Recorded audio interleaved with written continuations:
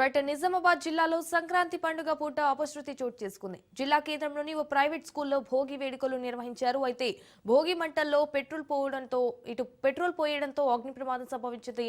దీంతో మంటలు ఒక్కసారిగా అక్కడే ఉన్న విద్యార్థులపైకి వ్యాపించాయి. ఈ ఘటనలో 2వ తరగతి విద్యార్థినికి తీవ్ర గాయాలవ్వగా ఆసుపత్రికి తరలించి చికిత్స అందిస్తున్నారు.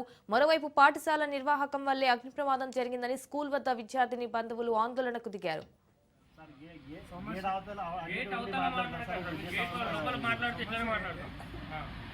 గేట్ తీయని కూర్చొని మాట్లాడతాం. పోయి రచ్చ చేస్తాలేమి. భోగి మంట ఏదో వేసేదంట ఆ పిల్లలకు దగ్గరుండి చేసేటప్పుడు దూరం పెట్టి ఏదో చేయాలంటే దూరం చేయాలి. పాప పరిస్థితి హాస్పిటల్ గవర్నమెంట్ హాస్పిటల్ పర్లెట్టుకుంది.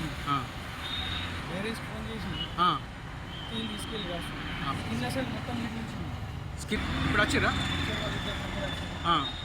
ప్రిన్సిపాల్ కానీ కరెస్పాండెంట్ కానీ వచ్చిండ్రా? ఆయన వచ్చి ఎట్లుంది పరిస్థితి పాపది?